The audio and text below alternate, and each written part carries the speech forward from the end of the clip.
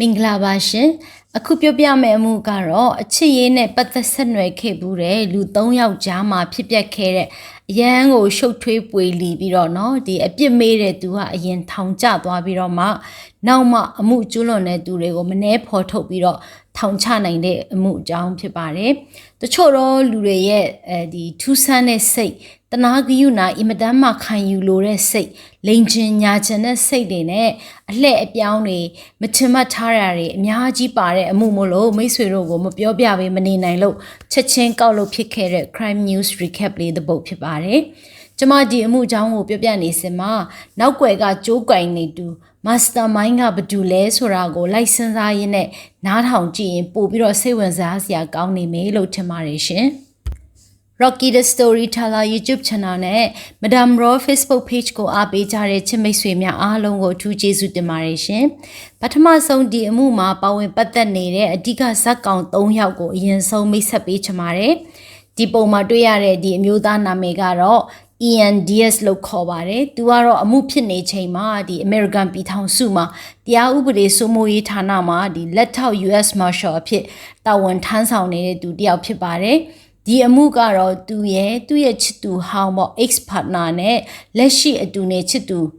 ဇနီးလို့ပြောရမှာပေါ့သူတို့ရဲ့ဂျားမှာဖြစ်ပွားခဲ့တဲ့အင်မတန်မှနားလေရခက်တဲ့တရားခံအစ်စ်ကိုမနှဲရှာဖွေခဲ့ရတဲ့အမှုဖြစ်ပါတယ်လူတက်မှုမဟုတ်ပေမဲ့အင်မတန်စိတ်ဝင်စားစရာကောင်းတဲ့အမှုတစ်ခုဖြစ်ပါတယ်ဒီပုံမှာတွေ့ရတဲ့အမျိုးသမီးရဲ့နာမည်ကတော့ Angela Connell လို့ခေါ်တယ်သူကလည်းပဲဒီဖြစ်ရမှာဇလန်ထဲမှာပါခဲ့တဲ့အဓိကဇက်ကောင်တူဖြစ်ပါတယ်ဒီအမှုဖြစ်ပွားဆက်မှာသူကဒီ Deputy US Marshal Ian Diaz ရဲ့ဇနီးတစ်ဖြစ်ပါတယ်အဲ့ဒီချိန်မှာသူကအမွှာကိုဝန်ကိုဆောင်းထားရတဲ့အချိန်လို့ဆိုပါတယ်ပြီးတော့သူကလည်းပဲဒီဥပဒေအရာရှိဒါမှမဟုတ်လို့ရှေ့နေတယောက်အနေနဲ့အလုပ်လုပ်နေတဲ့သူလို့အဲ့ဒီချိန်တုန်းကသိရပါတယ်အခုဒီပုံမှာမြင်ရတဲ့ဒီမျိုးသမီးရဲ့နာမည်ကတော့ Michelle Hadley လို့ခေါ်ပါတယ်အမှုဖြစ်နေတဲ့အချိန်မှာသူကဒီတက်ခွဲခန်းနီးပညာရှင်တယောက်အနေနဲ့အလုပ်လုပ်နေတဲ့သူဖြစ်တယ်သူကတော့ဒီ Ian Diaz ရဲ့အရင်တုန်းကအတူနေချစ်သူတယောက်ဖြစ်ပါတယ်သူတို့နှစ်ယောက်အဆိပ်ဆက်ထားတာပေါ့နော်သူတို့နှစ်ယောက်ကဒီ2013ခုနှစ်မှာ dating app တစ်ခုကနေတွေ့ကြပြီးတော့ဩဂုတ်လထဲမှာရည်စားဖြစ်သွားကြပါတယ်Ian က Michelle ထက်8နှစ်အသက်ပိုပြီးတော့ကြီးတယ်။သူတို့နှစ်ယောက်အပြင်မှာဒုတိယအကြိမ်မြောက်တွေ့ဖို့ချိန်တဲ့အချိန်တုန်းကဒီတခြားသူတွေရဲ့ date ထက်ထူးခြားတယ်ပေါ့နော်။ Ian Diaz ကဒီ Michelle ကို California ပြည်နယ် Anaheim မြို့မှာရှိတဲ့ Disneyland မှာတွေ့ဖို့ချိန်တာသူတို့ကလည်းအဲ့မြို့မှာနေတာပေါ့နော်။ Ian Diaz က Disneyland ကိုအရန်ကိုသဘောကျတဲ့Disney ချစ်သူဖြစ်ပါတယ်ပုံမှန်ဆိုရင်ကလေးတွေကပဲ Disneyland ကိုအမြဲသွားချင်ကြတာဖြစ်ပေမဲ့ Ian ကကြတော့ဒီ Disneyland ပန်းခြံထဲမှာနေရတာကိုအရန်ကိုသဘောကျတယ်လာလေရတာကိုအရန်ကြိုက်တယ်ဒါကြောင့်မလို့သူကအမြဲတမ်းလိုသွားရောက်ပြီးတော့လေပတ်လေးရှိတဲ့သူဖြစ်ပါတယ်သူဒီ US Marshal မှာအလုပ်မလုပ်ခင်တော့ဆိုရင်ဒီ Disneyland မှာအလုပ်ဝင်လုပ်ခဲ့ပါသေးတယ်သူက Michelle ကို Disneyland မှာချိန်တွေ့ဖို့เนาะဒီအရွယ်ကြီးတွေချိန်တွေ့ဖို့ခေါ်တဲ့အချိန်မှာ Michelle ကဒါကိုထူးဆန်းတယ်လို့မထင်တဲ့အပြင်သူကိုယ်တိုင်လည်းအရန်ကိုပျော်သွားခဲ့တယ်။ဘာဖြစ်လို့လဲဆိုတော့ Michelle ကိုယ်တိုင်ကလည်းပဲငယ်ကလေးကဒီ Disneyland က princess တွေကိုအရန်ကိုကြိုက်နေတဲ့တူတယောက်ပေါ့เนาะ Disney ရုပ်ရှင်တွေမှာဆိုရင်မင်းသမီးလေးကစိတ်ကောင်းနှလုံးကောင်းလေးနဲ့ရှိနေပြီးတော့အမြဲတမ်းသူတို့ကိုကယ်မဲ့မင်းသားချောလေးတွေပေါ်လာတတ်တယ်လေ။ तू ကအဲ့ဒါလိုမျိုးသူ့ဘဝကိုကယ်တင်မဲ့မင်းသားချောလေးကိုတောင့်တနေခဲ့တဲ့သူတယောက်ပေါ့နော်သူတို့ချိန်တွေ့တဲ့အချိန်မှာ Ian ကဒီ Disneyland ထဲမှာပန်းခြံထဲမှာအလုပ်လုပ်ခဲ့ဘူးတာဆိုတော့သူကစိတ်ဝင်စားစရာကောင်းတဲ့နေရာအစုံကိုလိုက်ပြနိုင်တဲ့အကြောင်းအရာလေးတွေကိုအားလုံးကိုစိတ်ဝင်စားစရာကောင်းအောင်ရှင်းပြနိုင်တယ်ပေါ့နော်ပြီးတော့သူက Michelle ကိုဒီ Beauty and the Beast ဇာတ်လမ်းထဲကမင်းသမီးလေးနဲ့တောင်မှတင်စားပြီးတော့ပြောဆိုခဲ့တယ်ဒီလိုမျိုးနှစ်ယောက်သားအကြိုက်သူဝါသနာတူတာကသူတို့နှစ်ယောက်ကိုအမြန်ဆုံးနှိစက်သွားစေခဲ့တဲ့အတူနေဖြစ်သွားစေခဲ့တဲ့အကြောင်းရင်းလေးတစ်ခုဖြစ်ပါတယ်ဒီလိုနဲ့သူတို့နှစ်ယောက်တိတ်မကြခင်မှာပဲဆစ်ဆက်လိုက်ကြပြီးတော့ဒီ Disneyland ပန်းခြံကြီးကိုနော်ပဒင်းပေါက်ကနေလှမ်းကြည့်လိုက်လို့ရှိရင်မြင်နေရမယ့်ပန်းခြံနာကွန်ဒိုခန်းတစ်ခုကိုအတူဝယ်ပြီးတော့နေကြဖို့ဆိုပြီးတော့ဆုံးဖြတ်ခဲ့ကြပါတယ်အမှုဖြစ်တဲ့အချိန်မှာ Ian နေနေတဲ့ကွန်ဒိုတိုက်ခန်းကသူနဲ့ Ian တို့အတူနေစဉ်တုန်းကနှစ်ယောက်ပေါင်းပြီးတော့ဝယ်ထားတဲ့ကွန်ဒိုတိုက်ခန်းဖြစ်ပါတယ်အခန်းဝယ်တဲ့အချိန်တုန်းကဆိုရင်ဒီ Michelle က down payment လို့ခေါ်တဲ့ကနဦးပေးချေငွေကိုပေးချေပြီးတော့ အီယန်ကကြတော့ဒီကျန်တဲ့အိမ်အကျွေးတွေကိုလဆင်တွင်းရမယ့်တာဝန်ကိုတာဝန်ယူမယ်ဆိုပြီးတော့တာဝန်ခွဲဝေပြီးတော့ဝယ်ထားခဲ့ကြတာဖြစ်ပါတယ်ချစ်တုံးကျနာတုံးကဝယ်ထားကြတာဆိုတော့နှစ်ယောက်ပေါင်းပြီးတော့เนาะသူတို့နှစ်ယောက်ဆက်လက်ဆေးဆက်ထားတယ်လေဆိုတော့ဒီလိုအိမ်ဝယ်နိုင်တာအင်မတန်မှကောင်းတဲ့အစီအစဉ်တစ်ခုဖြစ်ခဲ့တာပေါ့เนาะဒါပေမဲ့အီယန်ကဒီလိမ်ပိုင်းဆိုင်ရာပုံမှန်မဟုတ်တဲ့ဆန္ဒတစ်မျိုးရှိပါတယ်အဲ့ဒါကို Cuckold Fantasy လို့ခေါ်တယ်အဲ့ဒါကသူ့ချစ်သူ Michelle ကိုသူကအခြားသူနဲ့ဆက်ဆံစေလိုတဲ့ဆန္ဒအဲ့ဒါကိုသူကကြည့်ချင်တဲ့ဆန္ဒရှိတယ်အဲ့ဒါကြောင့်မို့လို့ Michelle ကအဲ့ဒီအစီအစဉ်အကောင့်ထဲပေါ်ပေးဖို့ဆိုပြီးတော့အမြဲတမ်းဖိအားပေးတာခံနေရတယ်ဖိအားပေးတဲ့ဒဏ်တွေကိုမခံနိုင်တော့တဲ့အဆုံးမှာချစ်သူများနေတနေ့မှာ Michelle ကအဲ့ဒါကိုလုပ်ပေးဖို့သဘောတူလိုက်တယ်ဆိုတော့ခါကြတော့ဒီအီယန်က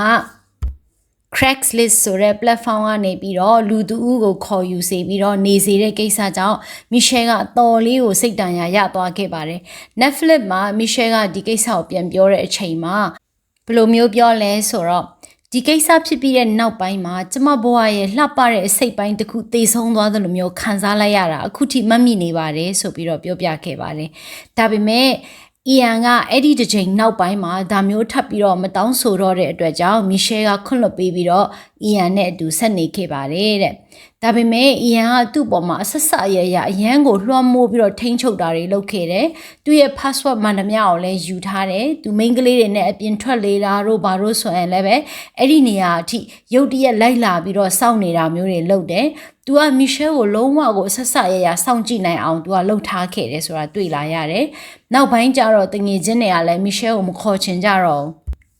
ငါတို့ girls gathering လောက်တာသူ့ကိုခေါ်လို့ရှိရင်သူ့ဘဲရပါလာလိမ့်မယ်ဆိုပြီးတော့မလွတ်လပ်ဘူးဆိုပြီးတော့မခေါ်ကြတော့ဒီလိုနဲ့တစနဲ့ Michelle ရဲ့နားမှာအနိကမိတ်ဆွေတွေမရှိတော့ဘဲနဲ့သူကအထီးကျန်လာခဲ့တယ်ပြီးတော့အီယန်ကသူနဲ့ပတ်သက်ပြီးတော့အရာအားလုံးကိုသိနေတယ်ဆိုတာကသူ့ကိုအယမ်းကိုစိတ်အနှောက်အယှက်ဖြစ်စေခဲ့တယ်အဲ့ဒီတော့ကသူ့ရဲ့အခြေအနေကဘယ်လိုမျိုးလဲဆိုတော့ဒီအမဲလိုက်ခံရတဲ့တိရစ္ဆာန်တကောင်လိုပါပဲဆိုပြီးတော့သူကပြောခဲ့တယ်သူတို့နှစ်ယောက်က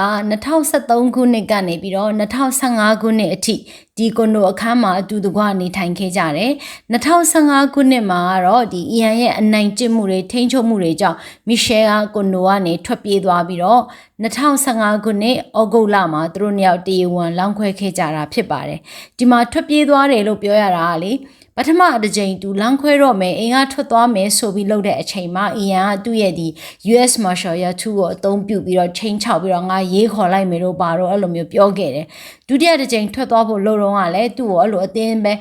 ဲထွက်လို့မရအောင်တားဆီးခဲ့ပြီးတော့အေးရပေါ်ဂရင်ပေါ်အဲ့လိုဆောင်းတွန်းခဲ့တာမျိုးတွေလုပ်ခဲ့တယ်ဒါကြောင့်မို့လို့တတိယအကြိမ်မှာသူကရအောင်ထွက်ပြေးခဲ့တာဖြစ်ပါတယ်သူ့အပေါ်မှာအနိုင်ကျင့်တတ်တဲ့အီယန်နဲ့လမ်းခွဲပြီးတဲ့နောက်ပိုင်းမှာ Michelle ကစိတ်ဒဏ်ရာရပြီးတော့ PTSD ယောဂါကိုခံစားခဲ့ရတယ်လို့ပြောပါတယ်သူတို့နှစ်ယောက်တရားဝင်လမ်းခွဲပြီးသွားပြီဆိုတဲ့နောက်မှာတော့သူတို့နှစ်ယောက်ဒီနှစ်ဦးပိုင်နဲ့เนาะဆက်တူဝယ်ထားတဲ့ဒီကွန်ဒိုတိုက်ခန်းနဲ့ပတ်သက်ပြီးတော့လည်းပိုင်ဆိုင်မှုတွေခွဲဝေယူမဲ့ကိစ္စနဲ့ပတ်သက်ပြီးတော့ပြဿနာအရှုပ်အရှင်းတွေဖြစ်လာခဲ့ပါတယ်။ဘုံပိုင်ဆိုင်မှုရှိပြီးတော့ပြက်ဆဲသွားကြတဲ့ဇုံတွဲတချို့လိုမျိုးပဲပေါ့။သူတို့နှစ်ယောက်ကလည်းရန်ဆက်ဖြစ်နေရတာပေါ့နော်။အဲ့ဒီမှာ Michelle က ENC ကို email နဲ့ဆောင်ပို့လိုက်ဖူးတယ်။အဲ့ဒီထဲမှာသူကစိတ်တူတူနဲ့အမှန်တရားလာတော့မယ်မင်းပြင်ဆင်ထားလိုက်ပါစတဲ့ချင်းချောက်တလူလိုစာသားလည်းပါသွားခဲ့တယ်။ပြီးတော့ဒီဒန္တာကြီးလာမကောင်းဆိုးွားပေါ့နော် Lilith ဆိုတဲ့အကြောင်းကိုလည်းအဲ့ဒီစာထဲမှာသူကထည့်ရေးလိုက်တယ်။တရားဥပဒေအတိုင်းသူတို့ပိုင်ဆိုင်မှုကိုတရားဆိုင်နေတာထင်တယ်လို့မမြင်တဲ့အခါမှာစိတ်တူတူနဲ့ပေါ့နော်မကောင်းချမ်းဘေးဒဏ်ထိမဲ့ဘာညာဆိုတဲ့ပုံစံလိုမျိုးကိုသူကရှောက်ရေးပြီးတော့ပို့ခဲ့တာအဲ့ဒီ email တွေကတကယ်တမ်းမှာတော့ရာဇဝတ်မြောက်တဲ့ချင်းချောက်စာအဆင့်မရောက်ခဲ့ပေမဲ့အီယန်အတွက်ကတော့တကယ်ကိုစိတ်အနှောက်အယှက်ဖြစ်စရာဖြစ်သွားခဲ့တယ်တဲ့ကြောချမ်းစရာကောင်းတယ်ပေါ့ကွယ်အဲ့ဒါနဲ့သူကဒီ2015ခုနှစ်ဩဂုတ်လမှာတရားရုံးကိုသွားပြီးတော့သူ့နောက်ကို Michelle ကတ်လို့မရအောင်သူ့ကိုတစ်ဖက်သက်ကာကွယ်တဲ့အမိန့်ပေါ့ restraining order ထုတ်ပေးပါဆိုပြီးတော့သွားပြီးတော့ရှောက်ထားခဲ့ပေမဲ့တရားရုံးကသူ့ရဲ့ရှောက်ထားမှုကိုညှင်းပယ်ပေးခဲ့တယ်2015ခုနှစ်နိုဝင်ဘာလမှာတော့ဒီကွန်ဒိုပိုင်ဆိုင်မှုအတွက်အီယန်က Michelle ကိုဒေါ်လာ3000ပေးဖို့နဲ့နောက်ပိုင်းမှာသူတို့ချင်းငွေယူထားတဲ့အချိန်မှာနှစ်ယောက်စလုံးနာမည်နဲ့ဖြစ်နေတာကိုအီယန်တူတရပဲသူရဲ့ကိုပိုင်ချင်းငွေအနေနဲ့ပေါ့နော်ဒီ2016ခုနှစ်ဇွန်လ9ရက်နေ့မှာနောက်ဆုံးထားပြီးတော့ပြောင်းလဲယူသွားဖို့ဆိုတဲ့သဘောတူညီမှုကိုရသွားတယ်ဒါပေမဲ့တမတ်ရက်နီးလာတဲ့အချိန်အထိအီယန်ဘက်ကအဲ့ဒါတွေကိုဘာမှမလုပ်ဆောင်ခဲ့ဘူးဒါကြောင့်မို့လို့မေလ22ရက်နေ့မှာ Michelle ကအီယန်ကို email ပို့ပြီးတော့သဘောတူညီချက်အတိုင်းလုပ်ပေးဖို့ဆိုပြီးတော့တတိပေးခဲ့ပါတယ်တကယ်တော့အီယန်ကသူ့မှာဒါတွေကိုလုပ်ဖို့အတွက်ပတ်စံမလုံလောက်လို့သူကတုံနေနေခဲ့တာဖြစ်တယ်နောက်ပိုင်းမှာဒီ2016ခုနှစ်ဇွန်လမှာသူချင်းငွေလျှောက်ထားတာကိုလည်းပယ်ချခံလိုက်ရတာဖြစ်ပါတယ်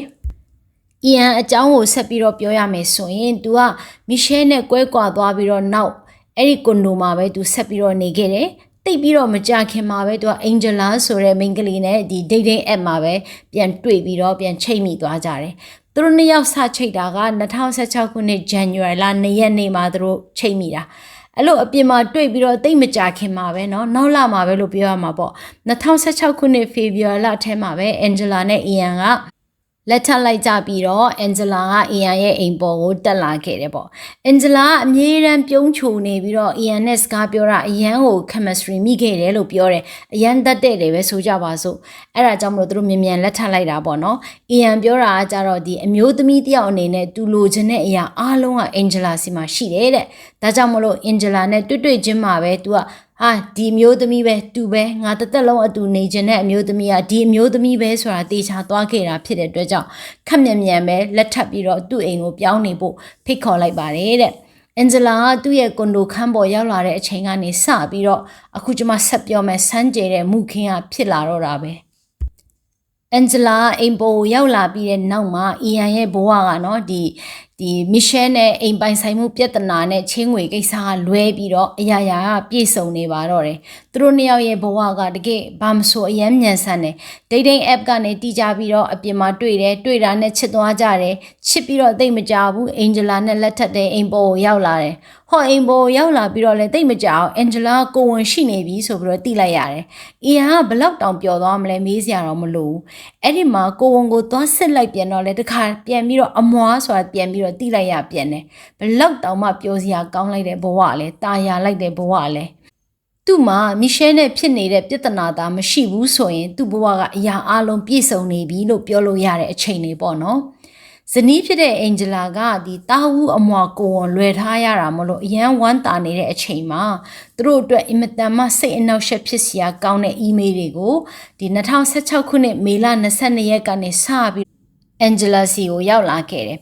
အဲ့ဒီ email account ရဲ့နာမည်ကဘာလဲဆိုတော့ Lilith is truth ဆိုတဲ့ email account နာမည်ကနေလာခဲ့တာဖြစ်တယ် Lilith ကတော့ခဏတော့ပြောခဲ့တယ်เนาะတန်တာကြီးလားမကောင်းဆိုးဝါးတယောက်ရဲ့နာမည်ပေါ့เนาะအဲ့ဒီ email တွေထဲမှာသူတို့ရဲ့နေ့စဉ်ဘဝအကြောင်းအသေးစိတ်အချက်လက်တွေနဲ့မွေးလာမဲ့ကလေးတွေကိုချိန်ချောက်ထားတာတွေပါနေခဲ့တယ်ပြီးလို့ရှိရင်ဒီ Angela စီကိုပေါ့မကောင်းတာတွေဖြစ်လာတော့မယ်နင်တတိတဲ့တာနင်ကိုငါတွေ့နေတဲ့အဆရှိသဖြင့်ချိန်ချောက်စာတွေတောက်လျှောက်ဝင်လာခဲ့တယ်စာနဲ့အတူအလွန်အကြမ်းဖက်တဲ့ပုံတွေကိုလည်းထည့်ပြီးတော့ပို့ခဲ့တယ်ပေါ့နော်မေးပို့တဲ့သူက Lilith is truth ဆိုတဲ့ email နဲ့ပို့နေခဲ့ပေမဲ့ဒါဟာ Ian ရဲ့ချစ်သူဟောင်း Michelle ပဲဆိုတဲ့ဟာကိုသူတို့ကတတ်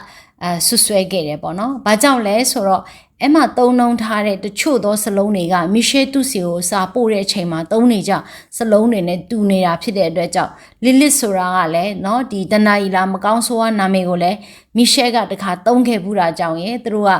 Michelle ကဒီ Ian ရဲ့မိန်းမကိုပေါ့မနာလိုလို့လိုက်နောက်ရှက်နေခဲ့တယ်ဆိုပြီးတော့တတ်ဆွဆွဲခဲ့ကြတာဖြစ်တယ်လူတိုင်းမှာစာရေးတဲ့ဟန်ရှိတယ်လीเนาะဆိုတော့ဒါက Michelle သုံးနေကြစလုံးတွေ Michelle ရဲ့ဟန်ဖြစ်တယ်ဆိုပြီးတော့သူကဆွဆွဲတာအဲ့ဒါကြောင့်မလို့ဒီကိုဝန်ရှိတဲ့ Angela ကိုထိခိုက်လာမှာစိုးတဲ့အတွက်ကြောင့်တရားရုံးမှာ Ian ကတခါပြန်ပြီးတော့ restraining order ကိုရှောက်ခဲ့ပြန်ပါတယ်တရားရုံးကနေပြီးတော့ဒီ Michelle စီကိုပေါ့နော်ဒီ restraining order အတိပေးစာရောက်လာတဲ့အချိန်မှာ Michelle ကဒီစာကိုသူမပို့ဘူးသူ့ကို Ian ကတခုခုဒုက္ခပေးဖို့အကွက်ဆင်နေပြီလို့သူတန်တရားဝင်လာခဲ့တယ်အဲ့ဒါကြောင့်မလို့သူကကြောက်ပြီးတော့အလုပ်ပါထွက်ပြီးတော့ဒီ Ontario မြို့မှာရှိတဲ့မိဘအိမ်ကိုပြန်သွားခဲ့ပါတယ်ဒါပေမဲ့2016ခုနှစ်ဇွန်လ24ရက်နေ့ည7:45မိနစ်မှာ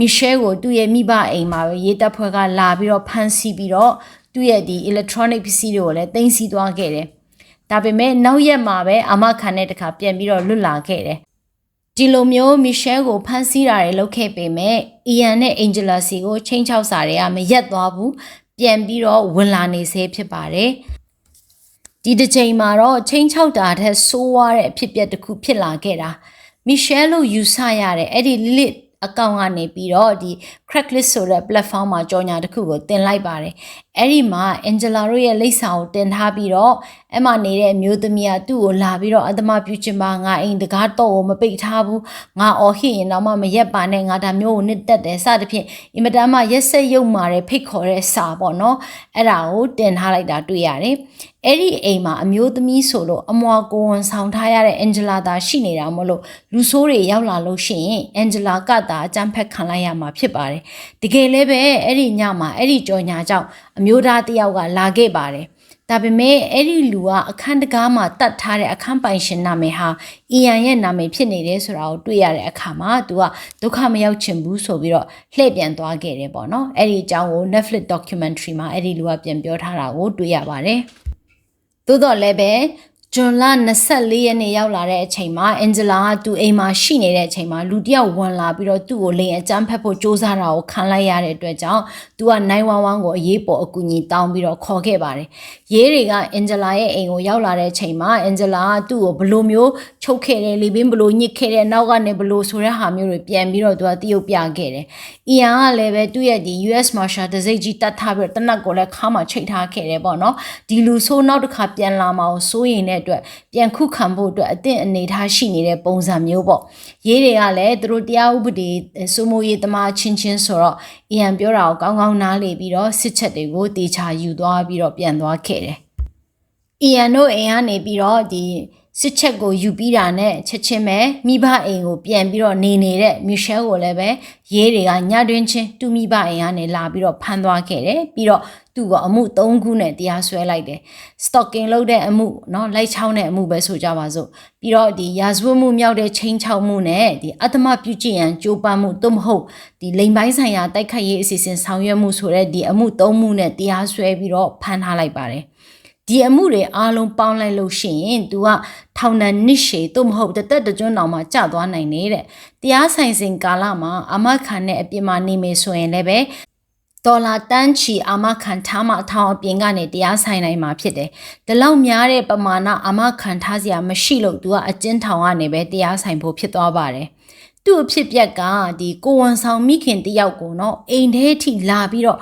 လိန်အကြမ်းဖက်မဲ့သူကိုစေလွတ်ပေးတယ်ဆိုတော့ဘလောက်တောင်မှလူမဆန်တဲ့သူလဲဆိုပြီးတော့လူအများရဲ့ယုံမုန်းခြင်းကိုသူကခံရတယ်ပြီးတော့အဲ့ဒီတုန်းကမီဒီယာတွေကလည်းသူ့ကိုတကယ်မနာလို့စိတ်ကြီးတဲ့လူယုံမာမလေးတယောက်လိုပုံဖော်ပြီးတော့ရေးသားခဲ့ကြတယ်တကယ်တော့အဲ့ဒီအမှုတွေတခုမှသူမကျွလွန်ခဲ့ပါဘူးသူ့ကိုဖမ်းသွားပြီးနောက်ပိုင်းမှာသူတို့အိမ်ရဲ့စီးပွားရေးကလည်း80%လောက်ကျသွားတယ်တဲ့ဒီလိုမျိုးနော်ကိုဝန်ဆောင်ထားတဲ့ကိုဝန်ဆောင်တဲ့တယောက်ကိုမစာမနာမသိမ်းကျင့်မဲ့လူကိုစေလွတ်တယ်ဆိုတဲ့သမီးကိုမွေးထုတ်ထားတဲ့အိမ်နဲ့ဘသူအလုပ်လုပ်ချင်မှလဲပေါ့နော်သူမိဘဘသူကအလုပ်အပ်ချင်မှလဲဆိုပြီးတော့သူ့အဖေက Netflix documentary မှာပြောထားခဲ့တယ်ရန်တနာစရာနော်အမှုစစ်ရေးအရာရှိတွေကဒီအမှုကိုစစ်တဲ့အချိန်မှာ email ပို့လာတဲ့ဒီ IP address တွေကိုခြေရာခံပြီးစစ်ဆေးကြည့်လိုက်တဲ့အခါမှာမီရှဲပို့နေတာမဟုတ်ပဲနဲ့အဲ့ဒီ email တွေကအီယန်နဲ့အင်ဂျလာတို့နေတဲ့ကွန်ဒိုရဲ့ IP address ဖြစ်နေတယ်ဆိုတာတွေ့သွားကြတယ်။တချို့ email ကိုကြတော့တဲ့အင်ဂျလာအဖေရဲ့အိမ်က IP address ကနေလာတာဖြစ်နေတယ်။ပြီးတော့လူဆိုးကိုအိမ်လာဖို့ခေါ်တဲ့ဒီ Craigslist ကြော်ညာတွေတင်တာ email တွေပို့တာနဲ့အဲ့ဒီကြော်ညာတွေကိုတုံ့ပြန်ဆက်သွယ်တာတွေအားလုံးကမီရှဲလုပ်ခဲ့တာမျိုးလုံးဝမဟုတ်ပဲနဲ့အီယန်နဲ့သူ့ဇနီးအင်ဂျလာတို့ကိုယ်တိုင်ကအိမ်ထဲကနေပြီးတော့သူတို့ဖန်တီးထားတဲ့ email နဲ့ဆက်သွယ်နေကြတာဖြစ်တယ်ဆိုတာကိုဒီ digital forensics ပညာရှင်တွေကအဲ့ဒီနောက်ပိုင်းမှာထုတ်ဖော်နိုင်ခဲ့တယ်ဒီလိုမျိုးမတင်ကားစရာတွေတွေ့လာရတဲ့အပြင်အင်ဂျလာကသူတို့အိမ်မှာလူဆိုးကလာတိုက်ခိုက်တာကိုခံရပါတယ်လို့အင်ဂျလာက911ကိုဖုန်းခေါ်ခဲ့ပေမဲ့ CCTV မှတ်တမ်းတွေကိုပြန်ပြီးတော့တခါအသေးစိတ်ပြန်စစ်ကြည့်တဲ့အခါမှာ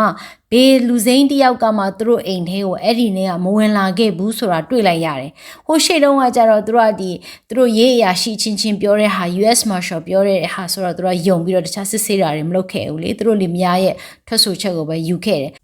ဟောအခု CCTV မှတ်တမ်းတွေကိုတေချာစစ်ကြည့်လိုက်တဲ့အခါမှာကျတော့ဘေးသစိမ်းတယောက်ကမှသူတို့အိမ်ထဲကိုအဲ့ဒီနေ့ကဝင်မလာဘူးဆိုတာတွေ့လိုက်ရတယ်လိန်တာပေါ့နော်သူတို့လင်မယားကကွန်ဒိုကိုအပိုင်စီးချင်တာနဲ့ပဲမီရှဲကိုကြောက်ချပြီးတော့ထောင်ချထားလိုက်ဖို့ကြံစီခဲ့တာဖြစ်တယ်အင်မတန်မှယုံမာတဲ့လင်မယားပေါ့ဒါအပြင်ရေးတွေကမီရှဲကိုဖမ်းတဲ့ချိန်တုန်းကသူ့ရဲ့ဖုန်းနဲ့ကွန်ပျူတာတွေကိုလည်းတင်သွားခဲ့တယ် အဲ့ဒီဟာတွေကိုစစ်ကြည့်လိုက်တဲ့အခါမှာလည်းပဲသူ့ရဲ့ဆက်တွေကနေပြီးတော့ဒီ Lilith ဆိုတဲ့ email နဲ့အကောင့်တွေတုံးထားတာမရှိဘူးဆိုတဲ့ဟာကိုတွေ့ရတယ်။ရေးတွေကသူ့ကိုစဖမ်းပြီးတော့စစ်တဲ့အချိန်မှာ Ian တို့စီကို email ပို့ခဲ့လားလို့မေးတဲ့အချိန်မှာသူကရှေ့မှာကြွေးတောင်းတဲ့ကိစ္စနှစ်ခါပို့ထားဘူးတယ်လေဆိုတော့သူကပို့ခဲ့ပါတယ်ဆိုပြီးတော့ဝန်ခံထားမိတယ်အဲ့ဒါကြောင့်မလို့လေသူကအချုပ်ထဲမှာပို့ကျသွားတာပေါ့နော်ဒါပေမဲ့နောက်ဆုံးမှာတော့အမှန်တရားပေါ်လာခဲ့ပြီးတော့သူထောင်ကနေပြန်ပြီးတော့လွတ်မြောက်လာခဲ့တာဖြစ်ပါတယ်သူကအကျဉ်းထောင်မှာသူမလုပ်တဲ့အမှုအတွက်ရက်ပေါင်း88ရက်တောင်မှနေခဲ့ရတာဖြစ်တယ်ထောင်ထဲမှာနေရတဲ့သူ့ဘဝကလည်းမလွယ်ပါဘူးအခုလိုမျိုးလိန်အကြမ်းဖက်မှုဒါမှမဟုတ်လို့ရှိရင်မဒိမ့်မှုကျွလွန်ပြီးတော့ရောက်လာတဲ့သူတွေကိုထောင်ထဲမှာရူမီယိုလို့ခေါ်တယ်တဲ့တကယ်လို့နော်လူတစ်ယောက်ကဒီလိုမျိုးအမှုနဲ့ဝင်လာရင်ရူမီယိုလို့တီးလို့ရှိရင်ထောင်ထဲမှာအတော်လေးဒုက္ခရောက်ရတယ်တဲ့နော်မဒိန်သမားဆိုလူတိုင်းယွန်းတယ်လိန်အကြမ်းဖက်သမားဆိုလူတိုင်းယွန်းတယ်ဒီလိုမျိုးလိန်အကြမ်းဖက်မှုနဲ့ရောက်လာရင်တခြားထောင်သားတွေကအယမ်းကိုအထင်သေးတယ်ယွန်းမုန်းတယ်ဒါကြောင့်မလို့သူတို့မထ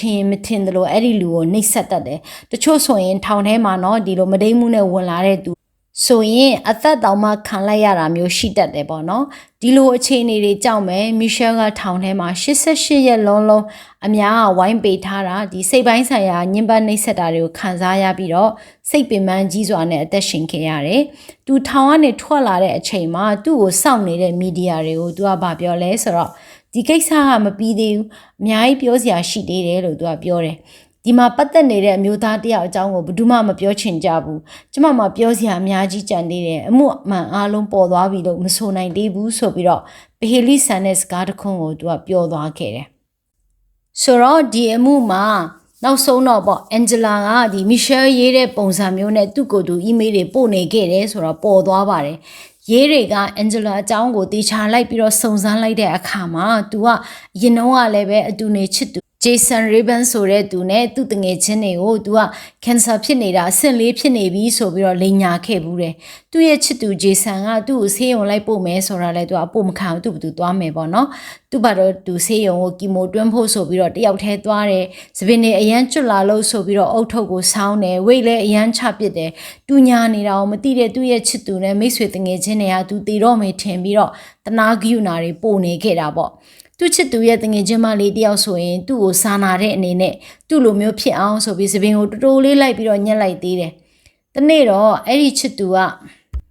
သူ့ကိုဆေးရုံကိုအတင်းလိုက်ပို့တဲ့အချိန်မှာသူကအဲ့ဒီဆေးခန်းအခန်းထဲဝင်သွားတဲ့အချိန်မှာပေါ့နော်သူချစ်သူကဘာကိုတည်သွားလဲဆိုရင်သူကအဲ့ဒီဆေးရုံကိုလာတာတာမန်မေ့ဖြတ်ဖို့ကိစ္စလေးတစ်ခုကြောင့်ပဲလာတယ်ဆိုတာတည်သွားတယ်သူကီမိုတွင်းနေတော့ကပုံဆိုပြီးတော့ရိုက်ပို့တဲ့ပုံကိုလည်းအင်တာနက်မှာရှာကြည့်လိုက်တဲ့အချိန်မှာအခြားသူရိုက်ထားတဲ့ကီမိုတွင်းခန်းကပုံဖြစ်နေတယ်ဘာကြောင့်လဲဆိုအဲ့မှာလူပါတဲ့ကီမိုတွင်းထားတဲ့ပုံမဟုတ်ဘူးကွယ်သူကအဲ့လိုဆေးတိုင်လေးကိုပဲချိတ်ပြီးတော့ပြတာအဲ့ဒါသူများရဲ့ဟာဖြစ်နေပေါ့ပြီးတော့အဲ့ဂျေဆန်ရဲ့တငယ်ချင်းမလေးကလည်းပဲမတင်ငါလာလို့ဆိုပြီးတော့သူက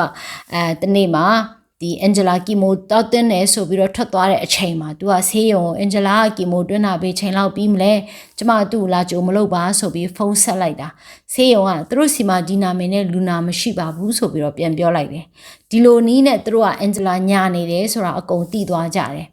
အဲ့ဒါအပြင် तू ကရှေ့နေလည်းမဟုတ်ဘဲနဲ့ရှေ့နေပါလို့လိန်ညာပြောတာတွေပါအကုန်ပေါ်သွားခဲ့တယ်။အဲ့ဒီညမှာဒီဂျေဆန်ရဲ့နောက်အဲ့လိုသူ့ရဲ့တငယ်ချင်းတွေအားလုံးပေါ့နော်။သူတို့အိမ်ထဲမှာစုနေကြပြီးတော့အန်ဂျလာပြန်လာတာကိုသူကစောင့်တယ်ပြီးလို့ရှိရင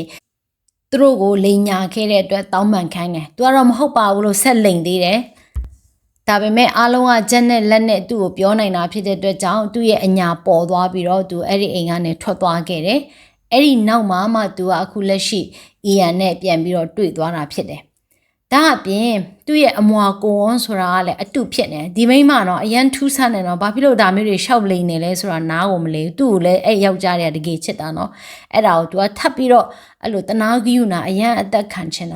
အဲ့ဒါနဲ့ပဲသူအလိန်နဲ့အညာတွေတစ်ခုပြီးတစ်ခုလုပ်တယ်အခုအီယန်နဲ့ဆိုတာလဲသူ့မှာကိုဝန်မရှိဘဲနဲ့သူကကိုဝန်ရှိတယ်ဆိုပြီးတော့ညာတာသူကိုဝန်ရှိတယ်ဆိုပြီးတော့ညာပြီးတော့ပြတယ်ဒီဆေးစစ်တန်ကနော်သူအဲ့လိုနှကြောင်းပေါ်အောင်သူကဖြုတ်ပြီးပြန်ဆွဲထားတာလို့ပြောတယ်ကွယ်ဆိုတော့အီယန်ကိုပြတဲ့ ultrasound ပုံကလည်းပဲ internet ပေါ်ကသူများတင်ထားတဲ့ပုံကိုယူသုံးတာရှေ့မှာလဲသူအဲ့လိုပဲ internet ပေါ်ကယူသုံးတဲ့ပုံကိုတွေ့ပြီးတော့အညာပေါ်သွားတာလေမမှတ်သေးဒီတစ်ခါလဲသူ internet ပေါ်ကတစ်ခါပြန်ပြီးတော့ယူသုံးတယ် ကိုဝန်တော်မှအမွာကိုဝန်ဆိုတော့တစ်ဖက်ကယောက်ျားအရန်ကိုတနာဂယုနာတဲ့အကျဉ်းနာတွေပို့မှာမျိုးသူကလိုချင်တာပေါ့နော်ဆိုတော့ဒါတွေအားလုံးကသူလိန်ညာတက်တယ်ဆိုတဲ့ဟာကိုလုံးဝတက်တည်ပြသွားခဲ့တယ်နောက်ဆုံးတော့သူ့ကိုပြစ်မှုထင်ရှားတဲ့အတွက်ကြောင့်ထောင်9နှစ်ချလိုက်တာဖြစ်ပါတယ်အီယန်နဲ့လည်းကွဲသွားပြီးတော့ထောင်ကနေလွတ်လာတဲ့အချိန်မှာသူကကယ်လီဖိုးနီးယားပြည်နယ်ကနေပြောင်းသွားခဲ့ပါတယ်သူတို့နှစ်ယောက်ပေါင်းကြံတာဘာဖြစ်လို့အီယန်ကထောင်မကျပဲနဲ့နော်ဒီအန်ဂျလာပဲထောင်ကျသွားလဲဆိုတာအရင်စိတ်ဝင်စားစရာကောင်းတယ်ပေါ့နော်တကယ်တော့သူနဲ့သူပူပေါင်းကြံစီတဲ့အီယန်ကဒီ American US Marshal တယောက်ဖြစ်နေတာကိုသူကကောင်းကောင်းအကာအကွယ်ယူပြီးတော့အမှုဖြစ်လာတဲ့အချိန်မှာသူမပါတရားအန်ဂျလာတယောက်တည်းပဲကျွလွန်ခဲ့တရားเนาะသူကလည်းပဲအန်ဂျလာရဲ့အလိန်ကိုခံရတဲ့သူဖြစ်တရားပေါ့ဥမာကိုဝမရှိဘူးဆိုတာမရှိတာကိုရှိတရားလိန်ကြတဲ့ဟိုကသူပေါ victim လို့မျိုးသူကအလုံးဝဇလန်းကိုပုံဖော်ပစ်ခဲ့တာဖြစ်တယ်ရှေ့မှာအလိန်အညာတွေအများကြီးလုပ်ခဲ့တဲ့အန်ဂျလာတယောက်တည်းလုပ်တာဖြစ်နိုင်တယ်ဆိုပြီးတော့လည်းလူတွေအားလုံးကယူဆသွားကြတာလည်းဖြစ်တယ်အဲ့ဒါကြောင့်မလို့ဒီအန်ဂျလာတယောက်တည်းပဲဖမ်းဆီးပစ်ဒဏ်ချခံရပြီးတော့အီယန်ကအဖမ်းမခံရဘဲနဲ့လွတ်မြောက်သွားခဲ့တာဖြစ်တယ်။ဒါပေမဲ့လည်းသူများနိုင်ငံမှာတော့ကောင်းတယ်နော်ဒီကိစ္စမှာသူက US Marshal ရေးတပ်ဖွဲ့ဝင်သူဖြစ်နေတာကြောင့်သူ့ကိုဒီ Federal အဆင့်နဲ့အခြားစုံစမ်းစစ်ဆေးရေးအဖွဲ့ဖြစ်တဲ့ FBA ပေါ့နော် Federal စုံစမ်းစစ်ဆေးရေး Bureau နဲ့ပြည်နယ်ဆိုင်ရာတရားဥပဒေစိုးမိုးရေးအာဏာပိုင်တွေပူးပေါင်းပြီးတော့အီယန်ကပေါ့နော်သူ့ရဲ့ဒီယာထူးပေါ့ WD US Marshal ဆိုတဲ့ယာထူးကိုအလွဲသုံးစားလုပ်ပြီးတော့အန်ဂျလာပေါ်မှာလွှမ်းမိုးခြင်းရှိမရှိဆိုတာကိုတရားဝင်စစ်ဆေးတာတွေထပ်ပြီးတော့လုပ်ခဲ့တယ်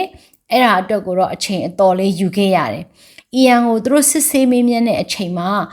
အီယန်ဖြေဆိုတဲ့ပုံစံတွေပေါ်မှာသူတို့ကတန်တရားဝင်လာကြတယ်။ဒါကြောင့်မလို့ဟိုရင်တော့အမှုဖြစ်တော့ကနော်ဒီရေးရရှိတွေရဲ့ body cam ကရတဲ့ဗီဒီယိုနဲ့ CCTV မှတ်တမ်းတွေကိုတစ်ခုချင်းစီသူတို့အသေးစိတ်ပြန်ပြီးတော့သုံးတတ်တဲ့အချိန်မှာအီယန်ဟာသူ့ရဲ့ယာထူးအာဏာနဲ့ဤပညာပိုင်းဆိုင်ရာတွေကိုအသုံးချပြီးတော့ဒီပူပေါင်းကြံစီမှုမှာလုံးဝနောက်ွယ်ကနေကြိုးကင်ခဲ့တဲ့ mastermind ကြီးဖြစ်တယ်ဆိုတဲ့ဟာပေါ်လာခဲ့ပါတယ်။သူ့ရဲ့ပြစ်မှုထင်ရှားတဲ့အတွက်ကြောင့်2021ခုနှစ်မေလ23ရက်နေ့မှာသူ့ကိုတရားဝင်ဖမ်းဆီးခဲ့ပါတယ်။တရားဥပဒေစိုးမိုးရေးအရာရှိသူအနေနဲ့ဥပဒေကိုကာကွယ်ရမယ့်အစားမတရားအကွက်ဆင်လိမ်လည်မှုတွေကျူးလွန်ခဲ့တာကြောင့် Federal တရားရုံးကနေပြီးတော့သူ့ကိုပြစ်ဒဏ်တွေချမှတ်ခဲ့ပြီးတော့2023ခုနှစ်မှာထောင်ဒဏ်10နှစ်ချမှတ်ခဲ့တာဖြစ်ပါတယ်။တိုက်ဆိုင်ပဲသူ့ကိုပြစ်ဒဏ်ချမှတ်တဲ့နေ့မှာမီရှဲကသမီးလေးတစ်ယောက်ကိုမွေးဖွားခဲ့တာဖြစ်ပါတယ်။သူ့ရဲ့အိမ်ထောင်ဖက်နဲ့မိသားစုအကြောင်းကိုတော့အင်တာနက်မှာထပ်ပြီးတော့ရှာဖတ်လို့မရပါဘူး။ Rolling Stone magazine ရဲ့ဖော်ပြချက်အရပြောရမယ်ဆိုရင်မီရှဲကဒီမတရားအကျဉ်းချခံနေရတဲ့အချိန်2016ခုနှစ်အတွင်းမှာအီယန်နဲ့အန်ဂျလာတို့ကသူတို့နေခဲ့တဲ့ကွန်ဒိုရောင်းချပစ်လိုက်တယ်တဲ့အဲ့ဒီကွန်ဒိုကိုဝယ်ယူစဉ်ကမီရှဲကပေးထားတဲ့ဒီ down payment ကိုလည်းသူတို့ကလုံးဝပြန်အားနာမျိုးမလုပ်ခဲ့ဘူးအဲ့ဒါကြောင့်မလို့မီရှဲကသူ့ရဲ့နစ်နာမှုတွေအတွက်တရားဥပဒေအရပြန်ပြီးတော့တိုက်ပွဲဝင်ခဲ့တယ်ထောင်ကနေထွက်လာပြီးတဲ့နောက်ပေါ့နော်ဆိုတော့2019ခုနှစ်မှာမီရှဲဟာအီယန်နဲ့အန်ဂျလာတို့ကိုတရားစွဲခဲ့တယ်အဲ့ဒီနောက်2021ခုနှစ်မှာတော့ဒီတရားရုံးပြင်ပမှာပဲเนาะငွေကြေးပမာဏတရက်နဲ့ညှိနှိုင်းတာတွေပြေလေတာတွေရရှိခဲ့ပြီးတော့သူ့ကိုဒီရော်ကြေးငွေတစ်စုံတစ်ခုရရှိခဲ့တယ်ပေါ့အဲ့ဒါအပြင်မီရှဲကသူမတရားချုပ်နှောင်ခံခဲ့ရတဲ့အတွက်ကြောင့်ဒီမြို့တော်เนาะမြို့တော်ကိုလည်းတရားစွဲခဲ့တယ်အဲ့ဒီမှာမြို့တော်ကောင်စီကတရားရုံးပြင်ပမှာငွေကြေးပမာဏတရက်အနေနဲ့ပြန်ပြီးတော့ညှိနှိုင်းပြေလည်မှုတွေရယူခဲ့ပြီးတော့သူ့ကိုရော်ကြေးတွေပေးခဲ့တယ်။ဘယ်လောက်ရတယ်လဲဆိုတာတော့မသိရဘူး။ဒါပေမဲ့တချို့နေရာမှာတော့သူကဒေါ်လာ1 တန်းကျော်ရတယ်လို့ပြောတယ်။သို့တော်လည်းတရားဝင်ထုတ်ပြန်ထားတာတော့မတွေ့ရဘူးပေါ့နော်။မီရှဲကဒီလိုအခြေအနေဆိုးကြုံခဲ့ရပြီးတဲ့နောက်မှာဘဝကိုအားငယ်ပြီးတော့တွန်းဆုတ်သွားမယ့်အစားသူကအိမ်တွင်းအကြမ်းဖက်ခံရမှုနဲ့မတရားမှုတွေကြုံတွေ့နေရတဲ့အခြားသောဘဝသူအမျိုးသမီးတွေကိုကူညီဆောင်ရှောက်မဲ့သူဖြစ်လာပါတယ်။သူကအဲ့ဒီလိုမျိုးအိမ်တွင်းအကြမ်းဖက်ခံနေရတော့ဒုက္ခရောက်နေတဲ့သူတွေအသက်ရှင်ကြံရစ်သူတွေအတွက်ရှေ့ရနေလုံးဝမမရက်တီပေးတဲ့ပြောဆိုပေးတဲ့သူတယောက်ဖြစ်လာခဲ့ပါတယ်။ Netflix မှာသူ့အကြောင်းကိုဒီကမ္ဘာလုံးသိအောင်ထုတ်ဖော်ပြသနိုင်ခဲ့ပြီဖြစ်တဲ့အတွက်ကြောင့်ပေါ့နော်အကြမ်းဖက်တဲ့လက်တွဲဖော်ရှိတဲ့သူတွေချစ်သူတွေရဲ့လက္ခဏာကိုမသိသေးတဲ့သူတွေเนาะအခြားအလားတူအခြေအနေမျိုးနဲ့ကြုံတွေ့နေရတဲ့အမျိုးသမီးတွေစီကိုတတိထားစရာအချက်တွေရောက်သွားလိမ့်မယ်လို့သူမျှော်လင့်နေဆိုပြီးတော့ပြောခဲ့တယ်သူ့လိုမျိုးထောင်ချောက်ထဲမှာမိနေတဲ့အမျိုးသမီးတွေကိုသူကအကြံပေးချက်2ခုလုပ်ခဲ့ပါတယ်အဲ့ဒါကတော့ဗာလဲဆိုတော့နံပါတ်1ကကိုတနာကျင်နာဖို့နဲ့နောက်တစ်ခုကကြတော့ဒါကိုယ့်ရဲ့ gut feeling ပေါ့ရင်တွင်းခံစားချက်ကိုယုံကြည်ဖို့ပါတဲ့ရှင်တို့အနေနဲ့စိတ်ပိုင်းဆိုင်ရာဖြစ်စည်းနှိပ်စက်ခံရတဲ့အခါမှာဒီလိုမျိုးဆက်ဆံရေးရှိနေတဲ့အခါမှာထွက်သွားဖို့ဆိုတာမဖြစ်နိုင်တဲ့လောက်ဖြစ်နေတတ်ပါတယ်ဆိုပြီးတော့မီရှယ်ကပြောတယ်။ဒါဟာဘလောက်တောင်ခက်ခဲတယ်ဆိုတာလူတွေသဘောမပေါက်ပါဘူးတဲ့။ဒီလိုအခြေအနေမျိုးကိုဖျက်ဆီးဖူးတဲ့မျိုးသမီးတိုင်းက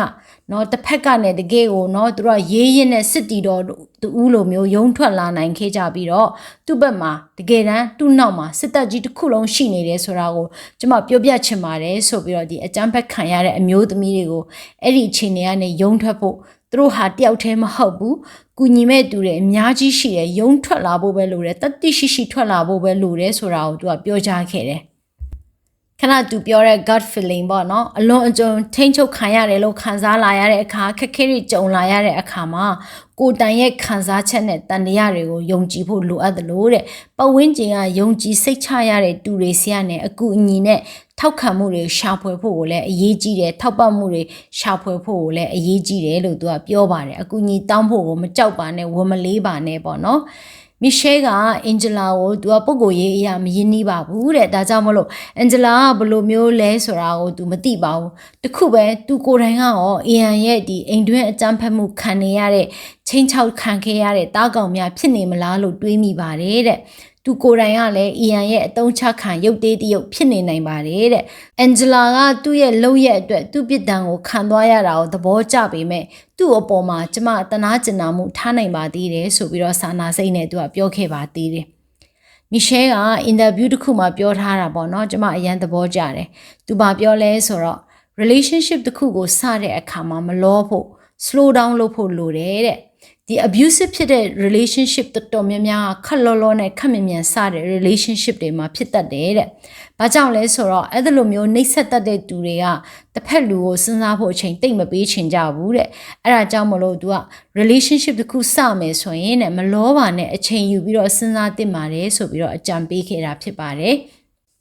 ဗီဒီယိုတော့အရန်ရှည်သွားပြီဒါပေမဲ့ကျမအရန်သဘောကျတဲ့သူပြောတဲ့စကားလေးနည်းနည်းထပ်ပြောပြချင်သေးတယ်ပေါ့နော်အခုချိန်မှာဆိုရင်တမီးတယောက်အမေဖြစ်နေပြီဖြစ်တဲ့မီရှယ်ကရင်တော့ဆိုရင်မင်းသားချောလေးလာကင်မဲ့မင်းသမီးလေးဖြစ်ချင်ခဲ့တဲ့နော်ဒစ်နေရုပ်ရှင်ချစ်သူတယောက်ကအင်မတန်မှတန်ဖိုးရှိတဲ့စကားတစ်ခုကိုပြောခဲ့ပါသေးတယ်သူပြောတာကဒီကျမတို့ဒီသမီးမိန်းကလေးမွေးထားတဲ့အမေတွေကလေမင်းသမီးလေးတွေအကြောင်းပြောတာတော့ဒါဟိုပြောရှောင်လွှဲလို့မရတဲ့เนาะပြောစရာပုံပြင်လေးတစ်ခုဖြစ်တာပေါ့เนาะအထူးသဖြင့်ဒီ Disney ပုံပြင်လေးတွေဆိုတာသမီးလေးမွေးထားတဲ့သူတိုင်းကြိုက်တယ်သမီးလေးတိုင်းကြိုက်တဲ့ပုံပြင်လေးဖြစ်တယ်ပေါ့အဲ့ဒီမှာ तू ကဘာပြောလဲဆိုတော့ကျမတို့စူးစမ်းရမှာကတဲ့အဲ့ဒီမင်းသမီးပုံပြင်တွေမှာစကားအသုံးနှုန်းတွေကိုအသုံးချပြီးတော့เนาะမိန်းကလေးတယောက်ရဲ့ရေးစွမ်းတတိဉာဏ်ရည်ဉာဏ်တွေးတတိရှိမှုနဲ့တခြားသူတွေအတွက်ယက်တီပေးမှုတွေကျင်နာမှုတွေစတဲ့အရေးအတွေးတွေအကြောင်းကိုပြောဆိုဖို့ဖြစ်ပါတယ်တဲ့အဲ့ဒီအရေးအတွေးတွေကကျမတို့အတွက်ပိုအရေးကြီးပြီးတော့မင်းသမီးတစ်ပါးကိုเนาะသူ့ဖရာသူတိုက်ခိုက်ရေးတဲ့သူရေးကောင်းเนาะ night ပေါ့เนาะအဲ့တယောက်နောက်ပြီးတော့စစ်တီတော် warrior တယောက်အနေနဲ့ပို့ပြီးတော့ပုံဖော်ပေးဖို့လိုအပ်ပါတယ်တဲ့เนาะအားနွဲ့တဲ့မိန်းကလေးတယောက်ကိုမင်းသမီးလေးကိုမင်းသားလာကင်မယ်ဆိုတဲ့ပုံပြင်မျိုးထက်ပေါ့နော်ကျမတို့ကမိန်းကလေးတွေကိုပို့ပြီးတော့အဲ့လိုသူတို့ခြေထောက်ပေါ်သူတို့ရက်တီနိုင်အောင်သူတို့ကတတ်မှာပါတယ်မင်းတို့ကိုကေဖို့အတွက်မင်းတို့မှာ prince ပေါ့မင်းသားတစ်ပါးမလိုအပ်ဘူးတကယ်တော့နော်ကဘာကြီးကိုလှည့်ကြည့်လိုက်မယ်ဆိုရင်အများအားဖြင့်ကေတင်ချင်းအလုပ်တွေလှုပ်ဆောင်နေတာအမျိုးသမီးတွေကိုယ်တိုင်ပါပဲဆိုတဲ့ဟာကိုသမီးတွေပို့ပြီးတော့မြင်တတ်လာအောင်ကျမတို့တင် जा ပေးဖို့လိုပါတယ်ဆိုပြီးတော့သူကပြောခဲ့တယ်အဲ့ဒီအကြံပေးချက်တွေကိုကျမအရန်သဘောကျတဲ့အတွက်ကြောင့်မိတ်ဆွေတို့ကိုလည်းမျှဝေလိုက်ရခြင်းဖြစ်ပါတယ်အဆုံးထိနားထောင်ပေးတဲ့အတွက်မိတ်ဆွေများအားလုံးကိုထူးကျေးဇူးတင်ပါတယ်နောက်ဗီဒီယိုမှာပြန်တွေ့မယ်နော်ဘိုင်ဘိုင်